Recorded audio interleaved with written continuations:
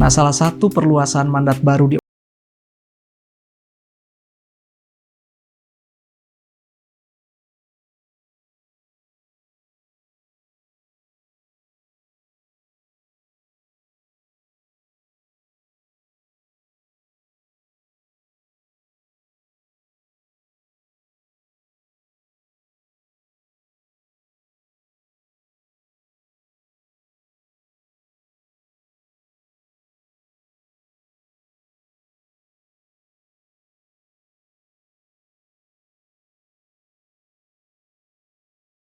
Selamat datang di program podcast investortrust.id Bisik Epic.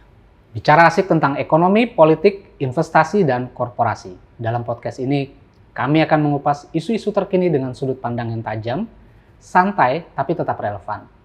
Dari dinamika pasar global hingga strategi bisnis lokal, dari kebijakan pemerintah hingga peluang investasi yang menjanjikan, kami hadir untuk menemani perjalanan Anda menelusuri dunia epic, ekonomi, politik, investasi, dan korporasi yang penuh peluang dan tantangan.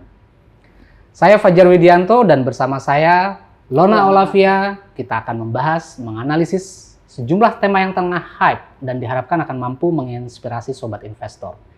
Jadi siapkan kopi Anda, duduk santai, dan mari kita mulai percakapan seru hari ini di Bisik Epic dengan tema pengawasan aset kripto di tangan OJK. Per 10 Januari 2025, pengawasan aset kripto resmi beralih dari sebelumnya dibabati ke OJK dan BI. Artinya, transaksi kripto dinilai akan lebih aman dan regulasinya di Indonesia semakin jelas. Saat ini statusnya legal sebagai aset investasi. Kendati belum bisa dijadikan alat tukar. Bagaimana Kakak Lona perkembangan setelah pengawasan aset kripto di bawah atau sah di bawah OJK? Ya, Kak Fajar. Sekarang 13 Januari, Kak. Berarti di berapa hari itu? 10 ya? Baru banget nih, masih panas banget ya, masih panas masuk banget hari nih. ketiga. Ya, masih panas banget nih. Untuk sekarang OJK, selamat nih sebelum ini OJK udah jadi pengawas aset kripto. Aset kripto sendiri kan perkembangannya luar biasa banget. Sangat luar biasa, fantastis. 22,11 juta pelanggan investor gitu kan, dengan jumlah transaksi sampai November tuh 556 triliun. Luar biasa ya. Jumlahnya kan gede banget tuh ya Kak ya.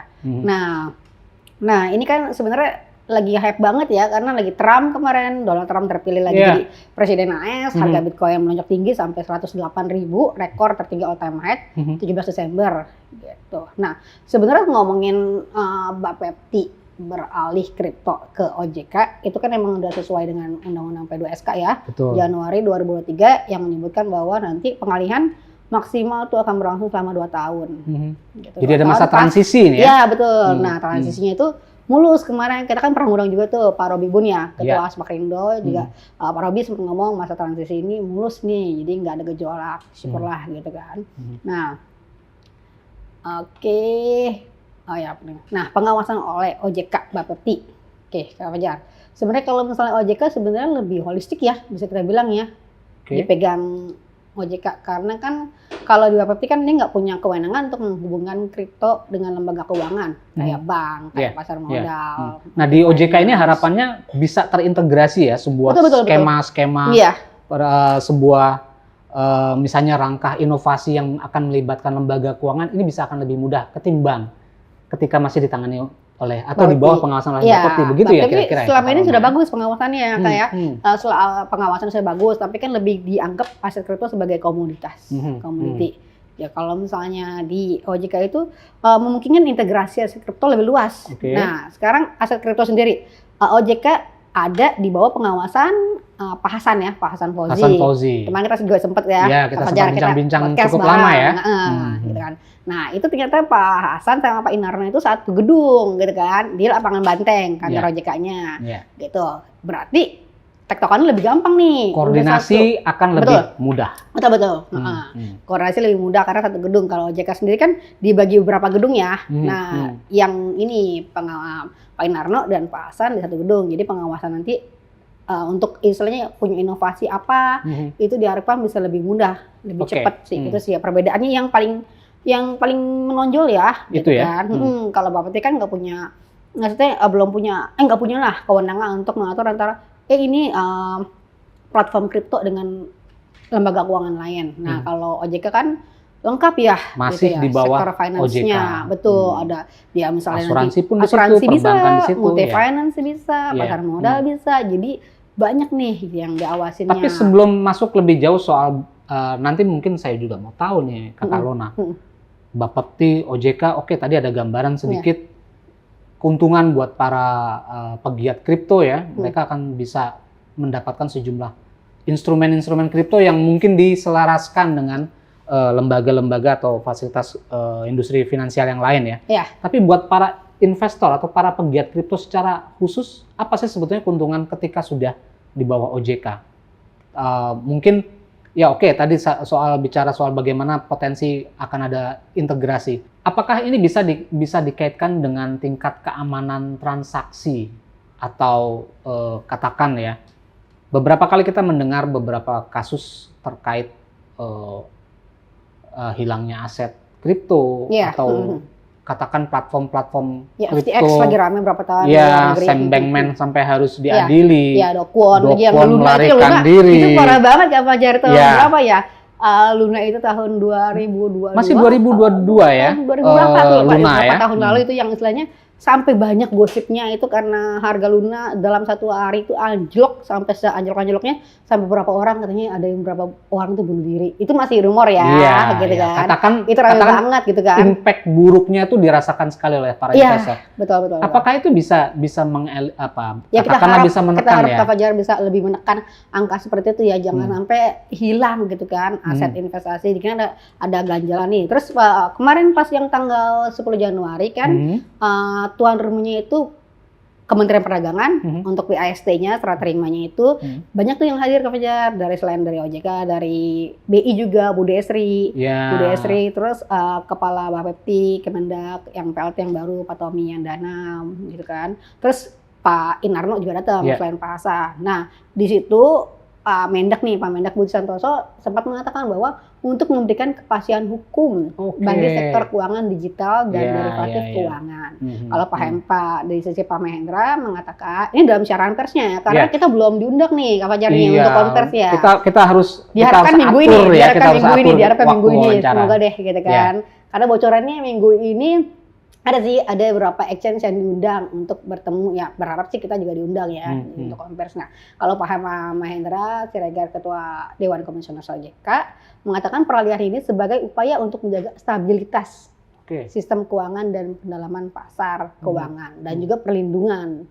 Ini aspek legalitasnya sudah pasti bisa bisa dijamin ya, karena tadi yang hadir dalam serah terima aja dari BI, Kementerian Bank Indonesia, Budi Esri. Ini sebuah gambaran perhatian yang cukup besar dari pemerintah. Dari pemerintah kita kan, dari Pak Prabowo, Pak Gibran juga sudah mulai nih gitu kan, sudah mulai menaruh perhatian kayak wamen kreatif juga ada kan perwakilan dari orang blockchain gitu. Nah, ini sebenarnya kemarin sempat ramai juga Kak Fajar. Soal yang kemarin itu kan ya, yang Undang-Undang P2SK udah keluar tuh Januari 2023 ya, 2 tahun sebelum ini. Nah, PP-nya sempat lewat tuh. Jadi Undang-Undang P2SK langsung ke POJK. Jadi payung hukumnya itu ada urutannya yang ke-skip gitu ya ceritanya ya? Gitu seharusnya gitu kan. Tapi gimana PP sekarang itu ceritanya? udah aman. Kemarin sempat kita kontak Pak Hasan kan, Pak gimana nih Pak, PP belum keluar ya. Terus Pak Hasan ngomong PP udah aman, udah terbit dari akhir tahun lalu sebenarnya. 2024 ya? 2024. Jadi secara urutannya udah lancar, ya? Udah lancar. Transisi juga udah bagus, secara urutannya udah lengkap. Ya kita tunggu aja nanti perkembangan industri ke depannya. Gitu. Sisi legalitas, jadi publik atau para pegiat kripto atau para pemilik platform ya, mereka sudah bisa berlega hati lah ya. Mereka sudah nggak punya lagi ganjalan-ganjalan secara legal ya. Nah, kemarin juga pas kita wawancara Pak Hasan kan ya, Pak Hasan sempat ngomong nih, apa sih yang jadi tugas pertama nih nanti nih? Udah di tangan OJK. Udah di tangan OJK. Pertama tuh prinsip keamanan. Nah, investasi kan paling pertama kan ya, selain cuan, amani dulu gitu kan. Jangan sampai hilang gitu kan. Dari segi keamanan ini nanti katanya kan dipisahkan nih wallet-walletnya yang menyimpan saldo kripto gitu kan. Itu dari pembagian akun ya? Walletnya ya? Ya, walletnya. Terus yang kedua, edukasi. program edukasi akan dikembangkan. Karena kripto itu sebenarnya hype-nya kan di kalangan anak muda ya sekarangnya, gitu kan. Jadi ganjalan juga Mas. Duit sebenarnya ada di mana sih paling banyak? Itu pertanyaannya. Duit paling banyak di mana? Edukasi dilakukan ke para Gen Z, para milenial. Memang seberapa besar sih uang jajan mereka yang bisa dialokasikan justru harusnya para pemilik dana besar. Ya, Gen X investor lah. besar Gen X. Ya, Kak Fajar. Jangan-jangan baby boomers lah. Ya, Kakak Lona bukan Gen X ya? Oh, saya apa ya? Kelihatannya bukan. Bukan. Oke, itu kan harusnya yang masuk. OJK harus masuk ke sana. Nah, iya, jadi jangan ke Gen Y aja gitu kan, milenial gitu. Duit banyak di Gen X. Kalau di saham oke lah, Gen X udah umum banget. Pak Lo Keng Hong itu kan udah jadi sepupunya di saham. Nah, kalau misalnya di kripto kan yang istilahnya seumurannya agak middle ke atas kan masih sangat kurang ya gitu. Bahkan ada satu nih Kak Fajar nih, satu bankir nih yang kemarin kita sempat ngobrol gitu. Pak, gimana Pak, invest ke kripto enggak gitu kan? Dia masih agak ragu deh dengan comply kata dia. Comply-nya dengan masih banyak seperti menurut dia nih ya, masih kayak money laundering-nya masih besar nih dipakai untuk beli senjata, untuk beli drugs mungkin bankir yang sama ketika saya juga sempat mengajukan pertanyaan apakah kripto masuk dalam koridor investasi. Nah, beliau cuma bilang memang underlying asetnya apa? Sampai pertanyaan-pertanyaan basic seperti itu yang selalu diulang-ulang sehingga itu yang memutuskan mereka para pemilik dana besar, hampir sebagian besar ya, mungkin boleh kita simpulkan seperti itu, masih belum berani masuk ke aset kripto. Betul. Apakah ini akan menjadi sebuah momentum? Semua tantangan sih buat OJK juga ya, karena kan OJK nggak hanya kripto lagi nih. Iya. Udah ada pasar modal juga kan, pasar modal banyak nih. Nah, edukasinya kita tunggu nih. Seperti apa sih edukasinya, berhasil nggak untuk ngeserapnya baby boomers ya, Gen X gitu kan. Karena kan uang banyak di situ. Banyak pendapat bahwa underlying aset itu menentukan bagaimana prospek aset investasi tersebut. Nah, sementara masih banyak kalangan tadi Gen X baby boomers itu jadi catatan khusus soal underlying aset. Nah, ini mungkin yang perlu jadi catatan khusus tadi yang seperti Kak Lona sebut. Itu PR OJK. Salah satu PR OJK. Masuk dong ke mereka ya. Iya. Mungkin kalau di Gen Z gitu datang ke kampus. Iya, kampus sudah sering lah di umum gitu kan. Jadi jangan-jangan mereka harus datang ke satu tempat hanya untuk ketemu satu orang itu aja kan ya? Iya. Harus diterangkan. Jadi untuk yang skalanya ke Gen X gitu gimana tuh jadi PR. Gitu. Nah, OJK juga selain dua hal itu, OJK juga mau mitigasi nih resiko-resiko untuk ya balik lagi untuk keamanan mitigasi resiko yang ada gitu. Oke. Pernah mengemuka juga nih Kak Lona soal sejumlah negara yang masuk sebagai kelompok negara-negara yang pengadopsi aset-aset kripto yang cukup dominan. Kita sebagai negara dengan bursa kripto pertama di dunia. Kita yang pertama kali membuat bursa kripto. Dan ingat ya, mungkin kita sudah 18 bulan. Udah 18 bulan. 18 bulan. Nah, perlu disampaikan juga kita bahwa bursa itu berbeda dengan platform-platform yang ada di luar negeri yang dianggap itu sebuah bursa. Jadi ini adalah bursa yang dikembangkan, yang diawasi dan dikelola oleh negara dan baru Indonesia. Iya, CFX ya. CFX itu. Kira-kira itu bisa membuat negara kita ini, Indonesia ini bisa menjadi sebuah negara yang masuk dalam kelompok negara dengan adopsi kripto cukup dominan nggak tuh harusnya? Nah, seharusnya kayak gitu Kak Fajar. Pertama yang CFX yang pertama kali gitu kan secara legalitas lah bisa dibilangnya. Tapi sayangnya menurut nih ada satu data terbaru baru banget nih ya. Melansir Decrypt nih itu masih Januari awal Januari gitu kan. Ada 9 wilayah gitu kan yang menjadi pusat inovasi dan adopsi wilayah blockchain. Atau negara itu? Wilayah negara sih ya, karena ada termasuk San Francisco di Amerika Serikat, Miami Amerika Serikat juga ada 9 itu, Berlin Jerman, Singapura, Dubai, Tokyo, Sydney, San Francisco, Miami, New York, Hong Kong. Nah, Indonesia belum ada disebut, ke Jakarta kota besar Jakarta belum ada. Pertama kali justru di Singapura sama di Hong Kong kalau untuk Asia. Skalanya masih luas tuh aja. Gitu. Istilahnya ya kita berharap deh gitu kan ada perkembangan yang lebih luas nih gitu kan. Kayak contohnya nih Singapura tetangga kita jadi yang terdepan. untuk lisensi kripto Ya. gitu. Terus Thailand yang baru-baru ini nih, Kak Fajar nih, udah pernah ke Phuket belum? Ke Phuket belum. Sama, aku juga belum pernah ke Phuket. Oke, nah Phuket ini gitu kan, udah ngebolehin nih, jadi turis nih kalau kita nanti ke sana, kita punya Bitcoin, kita mau Jadi alat tukar. jadi alat tukar. Oke. Gitu. Di Indonesia emang belum karena sistem pembayarannya. Ya, dan gitu. kita masih terganjal oleh undang-undang. Ya, dan ternyata tahun 2015 nih sempat baca tweetnya CEO Indodax, Oscar Darmawan. Pak Oke. Oscar sempat ngomong nih, tahun 2015 sebenarnya tuh banyak hotel dan resto sudah menerima Bitcoin dalam mata uang rupiah. Tapi ternyata ditutup karena kan belum ya, regulasinya belum ada. Iya, Ternyata udah pernah dicobain di iya. kita loh. Yes, kita pernah dengar itu era-era itu ketika mulai hype ya, mulai naik daun ya aset kripto di luar negeri sudah mulai mereka beli kopi dengan kripto, dengan Bitcoin waktu itu ya. Aset kripto mungkin belum terlalu besar ya. Dan ketika mau dimulai di Bali, kelihatannya itu persoalan pada subkultur atau pada undang-undang atau undang-undang juga belum, Mas. Lebih karena memang terbentur oleh waktu undang-undang Pak Jari ya. Sambuaga gitu kan, Wamendak udah pernah ngomong juga emang nggak boleh. Memang nggak gitu. boleh. Oke. Tapi apa yang memungkinkan kita dengan belum dibekali dengan undang-undang yang cukup, kita bisa menjadikan Bali transaksi saingan kopi, Phuket ya, Bu ya, pantai-pantai. Nah, itu gimana kira-kira potensinya kalau menurut gambaran Kakak Lona? We'll see, Mas. We'll see. Nah, we'll see, kita lihatlah seperti harapan pasti ada, harapan dari pelaku seperti itu pasti ada. Apalagi kan sekarang di BI juga udah mulai nih pengawasannya, ada beralih juga ke BI. Gitu kita lihat nanti ke depannya kayak apa. Kayak contoh yang terdekat nih, perkembangan adopsi kripto nih Kak Fajar. Jadi Kak atau Mas nih ya, Kak Mas ya. Kak Mas. Bang, gitu boleh.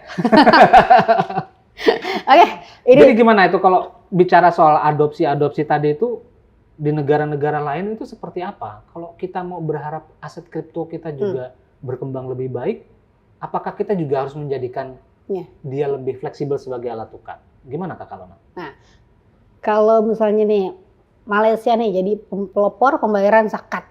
Nggak boleh. Malaysia zakat sudah boleh dengan kripto ya? Iya, Malaysia sudah boleh gitu kan.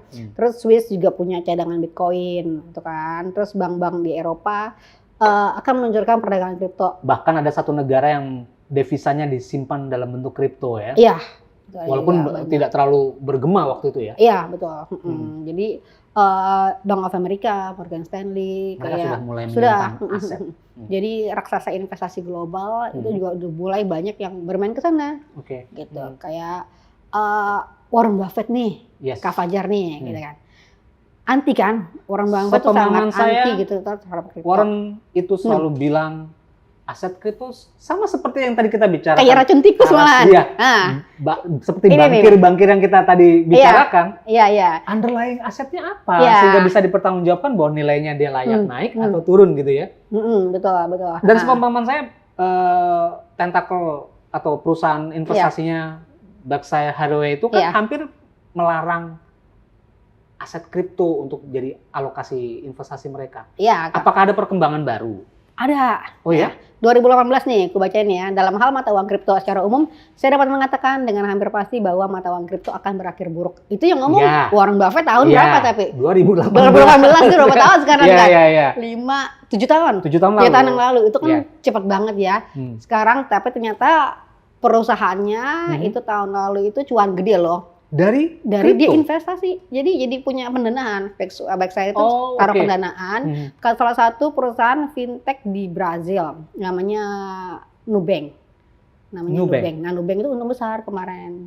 Nubank itu bank yang ramah kripto. Dan itu salah satu pemilik sahamnya adalah Berkshire Hathaway. Berkshire yang antara lain dimiliki oleh Warren Buffett, pemegang saham terbesarnya. Gitu kan. Misalnya dengan peralihan lah semakin adopsinya ya. Nah contohnya aja nih OJK balik lagi nih Kak Fajar nih. 2 tahun lalu waktu itu kan masih zamannya Pak Wimbo ya, diwakili Pak Wimbo sebagai ketuanya.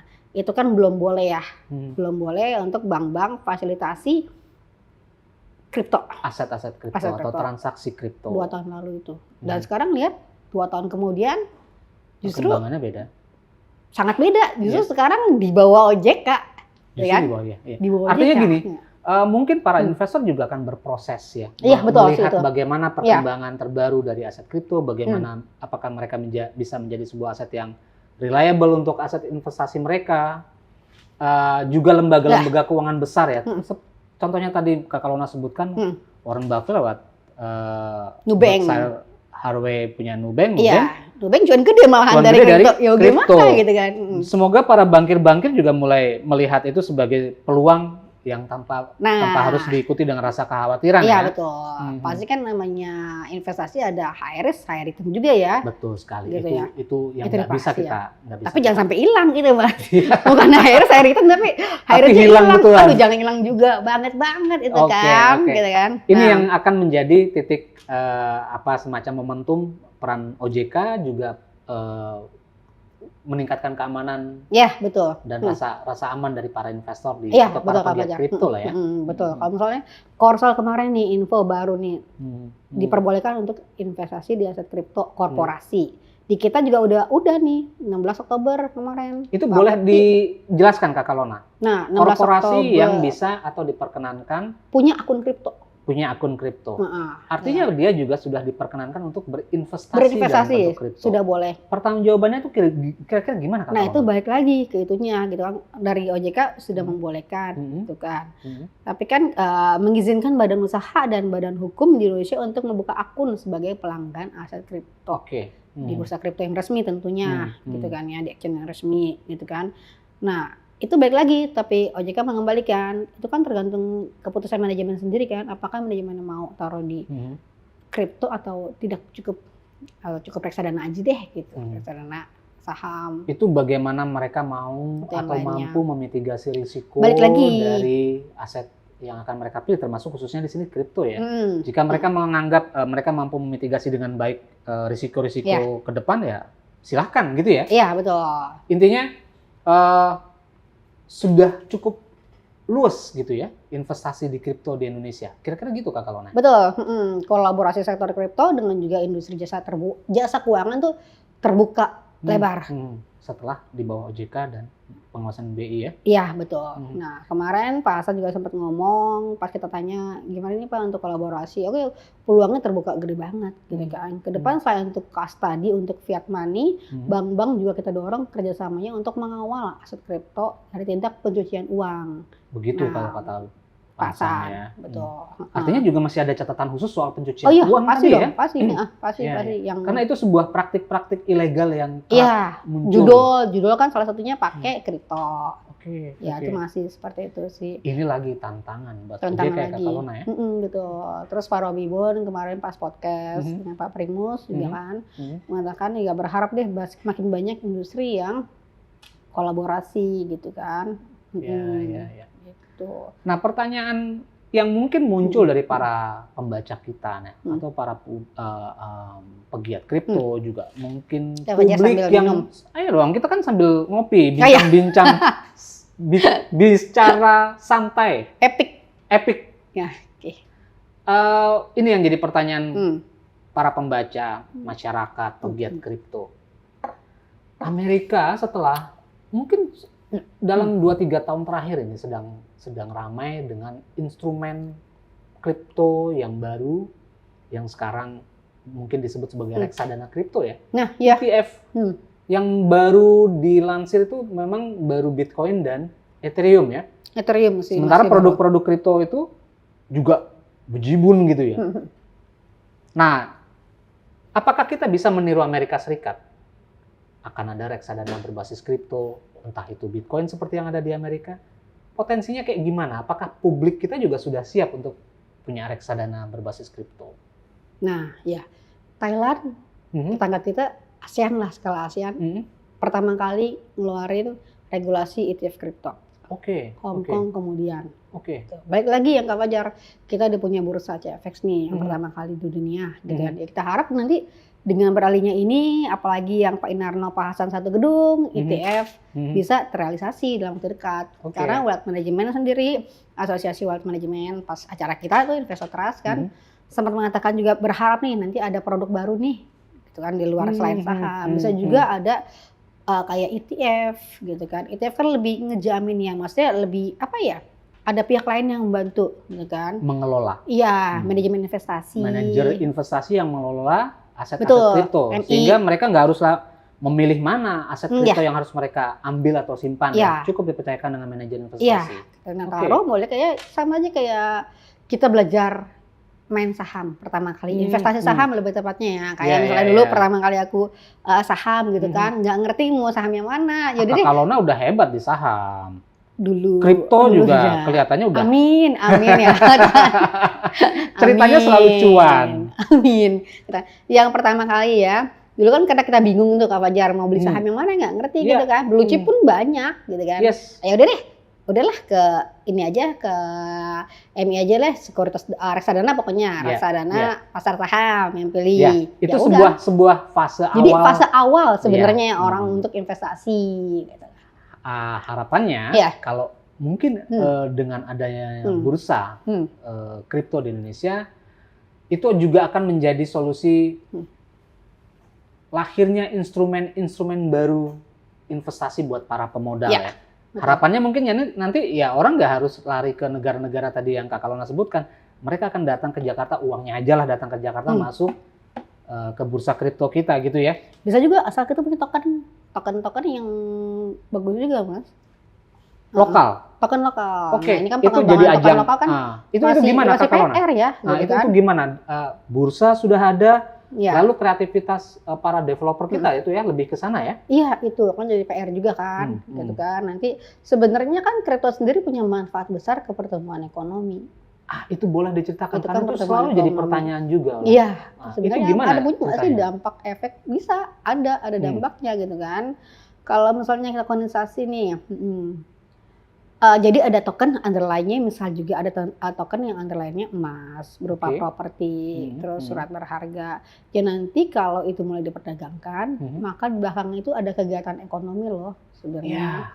Itulah misalnya properti secara ini kita bikinnya blockchain-nya atau itunya gitu.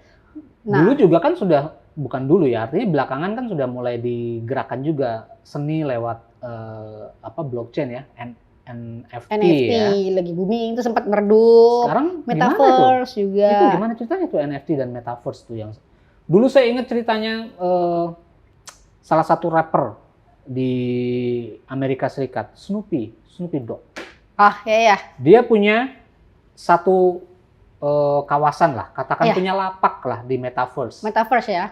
Dan dia mengadakan sebuah pameran dan sekaligus konser musik di metaverse-nya.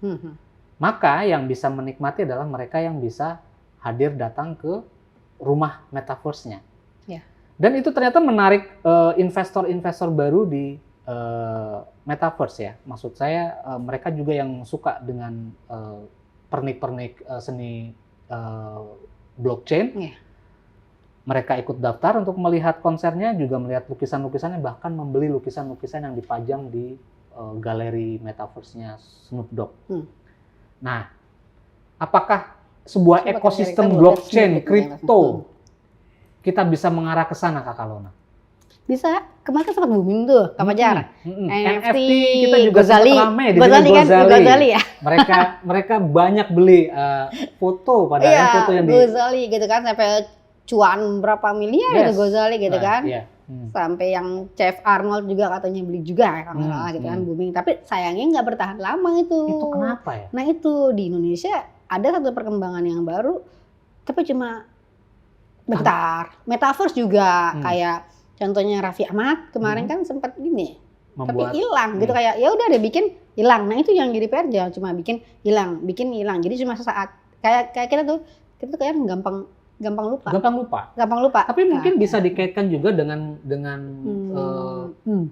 progres di globalnya ya, karena seperti Meta, lalu Google, Microsoft, itu sekarang juga mereka nggak ada suaranya tuh tentang metaverse yang sedang mereka kembangkan.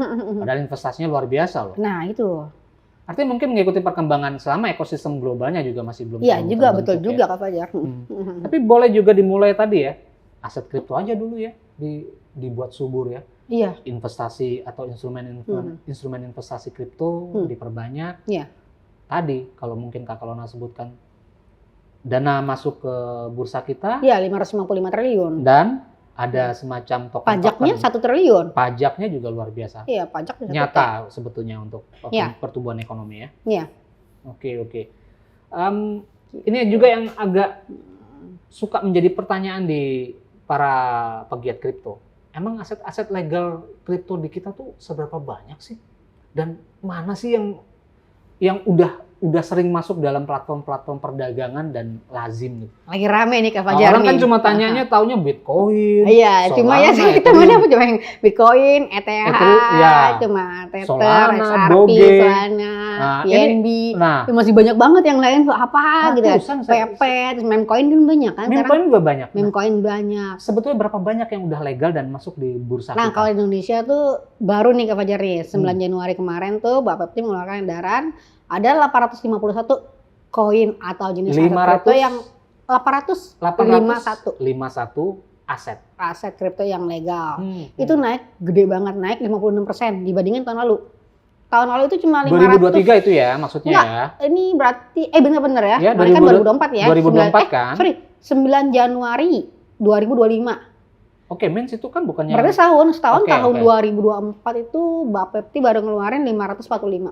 Berarti naik sekitar 56%. Itu banyak kan? besar Banyak sekali. koin-koin baru dan koin token asik punyanya Mas Anang. Mas Anang. Masih ada. Masih ada Mas dia? Anang. Nanti kita kontak Mas Anang ya. Kita Kita ajak kontak Mas ngobrol di Anang sini. gimana Mas gitu Ya, kan ya, perkembangannya gitu kan, Hmm. token asiknya. Nah itu Bitcoin, Ethereum itu masih ada gitu. Nah tapi banyak juga nih Kak Fajar yang ternyata jadi polemik nih. Hmm. Ternyata jadi polemik itu karena banyak yang nambah banyak 56% tapi ada juga ternyata yang diganti, dihapus, delisting.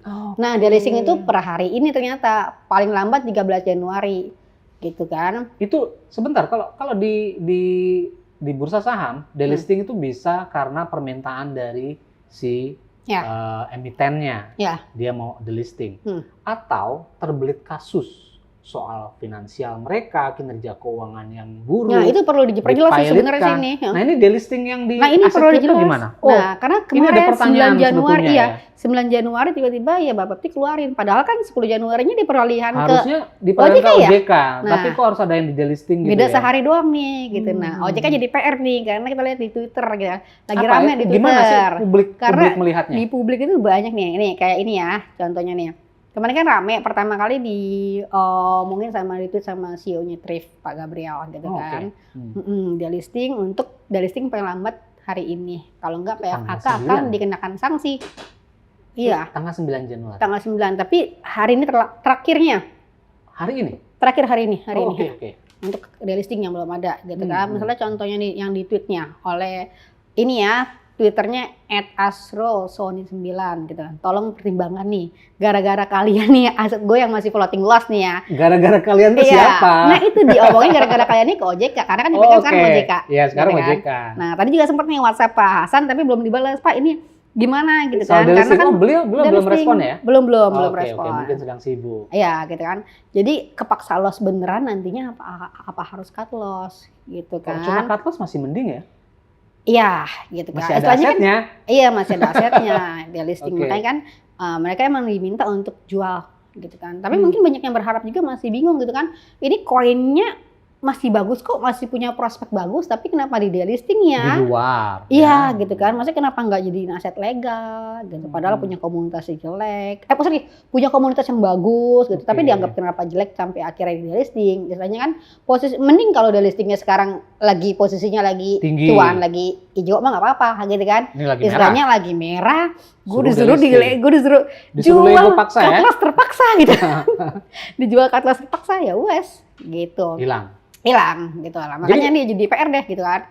Jadi banyak nih selain itu juga banyak nih jadi yang seperti itu ya gitu. Banyak yang nge-tweet seperti itu istilahnya. Oke. Jadi Gitu. memang di samping para pegiat kripto atau para investor mendapatkan kejelasan soal legalitas ya. bagaimana mereka berinvestasi di kripto ya sebagai sebuah komoditas, sebuah instrumen investasi, tapi ada hal baru yang juga harus mereka telan pahit-pahit gitu ya. Iya.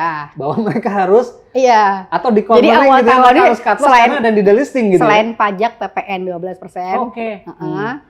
Ada juga yang kasus yang delisting sekarang nih, lagi rame itu dua Tapi itu kalau sih. sebelum kita bahas lanjut tadi, menarik tadi yang disampaikan Kak Lona soal pajak 12%. Bagaimana sih respon para investor kripto dengan pajak 12% itu? Kaget sebenarnya karena kan bilang kan cuma barang mewah doang gitu Kita dengarnya kan IOF.